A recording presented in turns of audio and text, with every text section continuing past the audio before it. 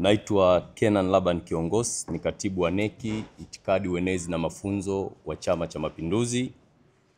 Leo hii tumekutana kwa ajili ya kuelezea mwenendo mzima wa kampeni za uchaguzi wa Chama cha Mapinduzi, ambapo wote tunakumbuka tarehe 28 ya mwezi wa 8 mwaka 2025 Chama cha Mapinduzi kilifanya uzinduzi wa kampeni katika viwanja vya Tanganyika Packers jijini Dar es Salaam, na kampeni zile zilikuwa ni kampeni za kihistoria au uzinduzi wa kihistoria kwa sababu ulivunja rekodi kwa mahudhurio, lakini hamasa na shamra tangu kuasisiwa kwa chama hiki mwaka 1977. Kwa hiyo uzinduzi wa kampeni mwaka 2025 ulikuwa ni wa kipekee.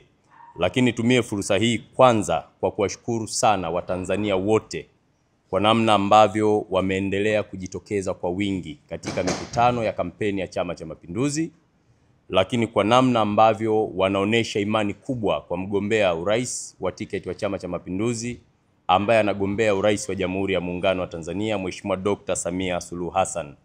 Na hili waandishi wa habari mtakuwa ni mashahidi kwa sababu mmeshiriki katika kampeni hizi katika baadhi ya mikoa, wilaya, majimbo.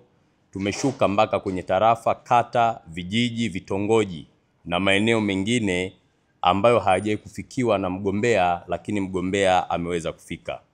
Sasa tangu mkutano huo, mgombea wetu wa urais Mheshimiwa Dr. Samia Suluhu Hassan ameshafanya mikutano zaidi ya 77 katika mikoa 21 kwenye kanda ya kati, kanda ya magharibi, kanda ya kusini, nyanda za juu kusini, Pemba na Unguja kwa maana ya Zanzibar, lakini vile vile tumemaliza juzi katika kanda ya kaskazini ambapo tumemaliza katika mkoa wa Manyara, hasa katika mji wa Babati. Zaidi ya watu milioni 14.6 wamejitokeza kwenye mikutano moja kwa moja, lakini zaidi ya watu milioni 31.6 wamefuatilia kupitia vyombo vya habari na mitandao ya kijamii. Kwa hiyo unaweza ukaona ni kwa namna gani siasa za Chama cha Mapinduzi wananchi wa taifa letu wanavyozifuatilia, kwa sababu ndio chama pekee ambacho kimebeba matumaini na matarajio ya wananchi wetu. Lakini mikutano yote hiyo ya kanda kwa kanda, mkoa hadi mkoa, mahudhurio yamekuwa makubwa. Hiyo ni kuonesha jinsi mgombea wetu wa urais Mheshimiwa Dr. Samia Suluhu Hassan anavyokubalika na wananchi kwa mamilioni, na wamewekeza imani kubwa kwake hasa katika ukuaji wa maendeleo lakini uchumi wa taifa letu. Imani ya wananchi kwa Dr. Samia Suluhu Hassan sio kwa bahati mbaya. Inakuja na imechagizwa na uongozi wenye mafanikio makubwa lakini unaothamini utu wa Mtanzania katika sekta zote ambazo ni za kipaumbele. Lakini sambamba na hilo, ukiangalia katika kipindi cha miaka 4 ambayo Dr. Samia Suluhu Hassan alipewa dhamana kwa mujibu wa katiba kuongoza taifa letu, ameweza kukamilisha miradi mingi ya kimkakati, miradi mikubwa ambayo iliasisiwa katika kipindi kilichopita. Mfano, tulikuwa na ujenzi mkubwa wa mradi wa umeme wa bwawa la Mwalimu Nyerere, mradi ambao unakwenda kuzalisha umeme megawati 2115, na ule mradi ulikuwa unagharimu zaidi ya trilioni 6 na bilioni 500 za Kitanzania. Leo tunapozungumza mradi ule umeshakamilika 100%. Umeme umeshaunganishwa kwenye gridi ya taifa na Watanzania wanafurahia kazi kubwa ambayo imefanywa na Daktari Samia Suluhu Hassan kwa kukamilisha mradi ambao ulikuwa ni ndoto ya baba wa taifa Mwalimu Julius Kambarage Nyerere kwamba lazima taifa liwe na mradi mkubwa. Mradi ule umeshakamilika na umeme unapatikana. Lakini mradi wa pili mkubwa ulikuwa ni mradi wa reli ya kisasa Standard Gauge Railway ambao ulikuwa unagharimu zaidi ya trilioni 7 na bilioni 200. Leo tunapozungumza mradi ulishakamilika, na ninyi waandishi wa habari wengine mmekuja kwa treni hapa na Watanzania wanaendelea kupanda treni. Maana yake mradi ule unatoa huduma kwa wananchi na zaidi ya kilomita 722 zote zimekamilika kwa 100%. Lakini pia kumekuwa na mapinduzi makubwa sana. Sasa hivi shirika la reli la Tanzania TRC lina vichwa vya treni 17 na mabehewa 65. Lakini treni ya mizigo imeshawasili na tuliipokea, na nadhani hili mnalifahamu. Lakini ukiachana na hilo, tulikuwa na ujenzi wa daraja la JPM Kigongo Busisi Mwanza mradi ambao unagharimu zaidi ya bilioni 700. Mradi ule umeshakamilika na unatoa huduma na ulishafunguliwa miezi miwili iliyopita. Sasa kwa mambo haya unaweza ukaona dhamira ya dhati ya Mheshimiwa Dr. Samia Suluhu Hassan kuhakikisha anasukuma ajenda kubwa ya maendeleo ili Watanzania waweze kunufaika. Kwa hiyo unapoona wingi wa watu kwenye mikutano, wananchi wanapojitokeza, vyama mbalimbali vinavutiwa na mikutano ile, ni kwa sababu kuna namna kubwa ambayo mgombea urais wa Chama cha Mapinduzi ambaye ni Dr. Samia Suluhu Hassan anatimiza wajibu wa kuhakikisha Watanzania wanapata kile ambacho kinastahili.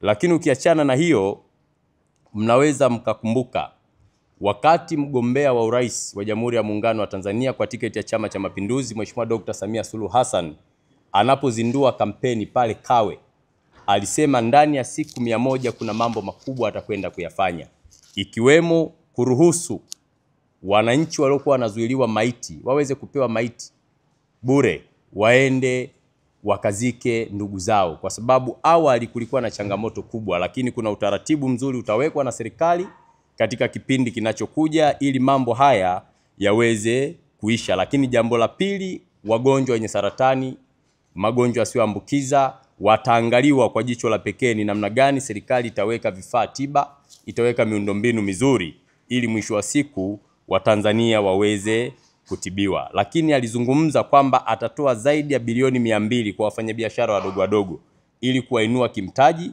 lakini isaidie kutengeneza ajira mpya kwa walimu ambao watakwenda kuajiliwa katika shule zetu, watoto wetu waweze kusoma na kupata ufaulu mzuri. Lakini ataenda kuajiri wahudumu wa afya katika sekta ya afya ambayo ni sekta kipaumbele, kwa sababu bila afya hakuna mtu anaweza kufanya jambo lolote. Kwa hiyo haya yote mgombea urais kwa tiketi ya Chama cha Mapinduzi Mheshimiwa Dr. Samia Suluhu Hassan ameahidi kwenda kuyafanya ndani ya siku 100 ambazo atakuwa ofisini. Sasa mambo haya Watanzania walio wengi wanapoyasikia wanaona dhamira ya kweli, wanaona utu, wanaona utayari wa mgombea kwamba Dr. Samia anakwenda kutekeleza, kwa sababu miaka 4 iliyopita amefanya mambo makubwa ambayo yamevunja rekodi na ameweka alama kubwa ndani ya taifa letu. Lakini jambo lingine, leo tunapotazama kalenda, Oktoba 5 zimebaki takriban siku 24 kufanyika kwa uchaguzi mkuu. Mgombea wetu wa urais Mheshimiwa Dr. Samia Suluhu Hassan ataanza ziara ya kampeni kanda ya Ziwa, kwa maana ya mikoa ya Mwanza, Geita, Shinyanga, Simiu, Mara, Kagera, kwenda kuzungumza na wananchi wa maeneo hayo, lakini kwenda kuinadi ilani ya uchaguzi ya CCM ya mwaka 2025 2030. Na katika mikoa hiyo mgombea atakwenda kukutana na makundi mbalimbali ya watu, akielezea sera, nini chama kitakwenda kufanya na ahadi ambazo zipo ndani ya ilani zinakwenda kufanikiwa kwa namna gani. Kwa hiyo nitumie pia fursa hii kuwaalika wananchi wa mikoa ya kanda ya Ziwa kwamba Mheshimiwa Dr. Samia Suluhu Hassan atakuwepo kule kuanzia tarehe 7 kwenda kuanza kampeni na kunadi ilani ya uchaguzi ya Chama cha Mapinduzi kwa miaka 5 inayokuja. Lakini kama nilivyosema awali, kanda ya Ziwa imefanyiwa mambo mengi. Moja, kukamilika kwa daraja la Kigongo Busisi maarufu daraja la Magufuli ambalo limegharimu zaidi ya bilioni 700. Lakini jambo lingine, kanda ya Ziwa kumekuwa na miradi mingi ya maji ambayo inatekelezwa, ikiwemo mradi wa Ziwa Victoria ambao utakwenda kupeleka maji katika mikoa mingi, Shinyanga, Tabora, Simiu na maeneo mengine, ambapo wananchi watakwenda kupata maji safi na salama. Lakini pia kumekuwepo na ujenzi wa vivuko, ununuzi wa meli, na haya yote yamefanyika katika kanda ya Ziwa. Lakini kule wanadili zaidi na sekta ya uvuvi. Kupitia Ziwa Victoria, Dr. Samia Suluhu Hassan alipeleka ambulance boat ambayo inasaidia katika uokozi. Kama tunavyofahamu, kumekuwa na majanga yanatokea, changamoto katika uokozi, lakini serikali imeweza kununua boti ambayo ni ambulance kwa ajili ya kusaidia kuokoa wananchi na wavuvi wanaofanya shughuli katika ziwa, lakini wanaosafiri kwa kutumia usafiri wa maji.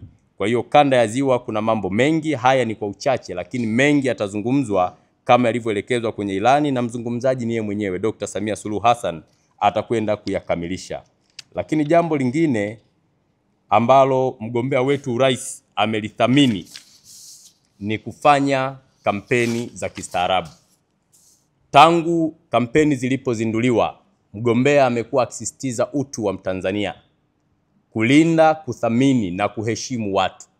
Kampeni zisizo na matusi, kampeni zisizo na kejeli, kampeni zisizo na kebehi, ni kampeni zenye staha. Lakini kampeni ambazo zinaunganisha taifa, amekuwa akihimiza amani, umoja, upendo na mshikamano, ambalo ni jambo kama Watanzania tunalihitaji kwa 100%. Hivyo na mimi nizidi kusisitiza na kutoa tu wito kwamba Watanzania tuna wajibu wa kulinda umoja tulio nao. Tuna wajibu wa kulinda taifa letu, tuna wajibu wa kushirikiana na serikali kuhakikisha kila mmoja anakuwa mlinzi wa amani ndani ya taifa letu. Lakini jambo lingine la kusisitiza, lazima tudumishe upendo, kuheshimu vyombo vyetu vya ulinzi na usalama, kuhakikisha endapo tunahisi, tunaona kuna matishio, tunaona kuna changamoto, tuweze kuziwasilisha katika vyombo vinavyohusika ili tuweze kulinda umoja tulionao leo. Kwa nini tunasisitiza hivyo kama chama? Chama cha Mapinduzi kinaamini binadamu wote ni sawa. Chama cha Mapinduzi kinaamini katika utu na kazi.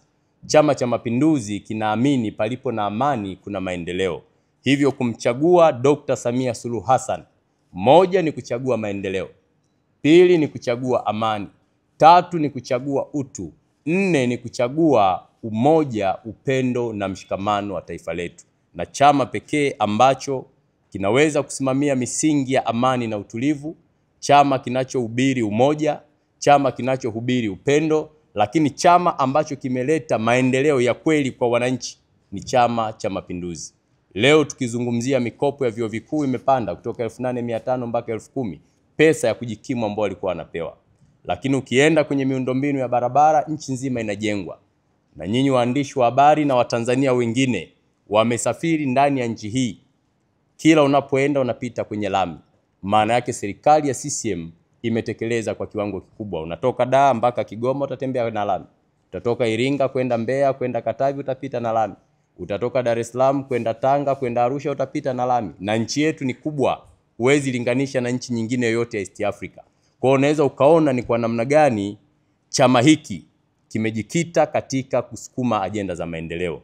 Kwa hiyo akitokea mtu akasema hakuna kilichofanyika, unabaki unamwangalia, lakini wajibu wetu ni kuendelea kuwaelimisha, kuendelea kuwasisitiza kwamba nchi ilipotoka wakati wa baba wa taifa, amekuja mzee Mwinyi, amekuja mzee Mkapa, amekuja mzee Kikwete, kaja mzee Magufuli na leo Dr. Samia, haifanani, kwamba kila awamu ilifanya kwa kipindi chake. Kwa hiyo unakuta watu wengi kwa kuwa wamezaliwa, wameona lami zipo, shule zipo, hospitali zipo, hawajui taifa limetoka wapi. Kwa hiyo sisi kama Watanzania, kama waandishi wa habari, tuna wajibu wa kutoa elimu, lakini kurejea historia ili pia vizazi vingine vijue kwamba vilivyopo sasa vina historia kubwa. Kuna watu wengi ambao walipambana kufika hapa tulipo. Kwa hiyo jambo la mwisho nalopenda kuliomba na kulisisitiza, tuzidi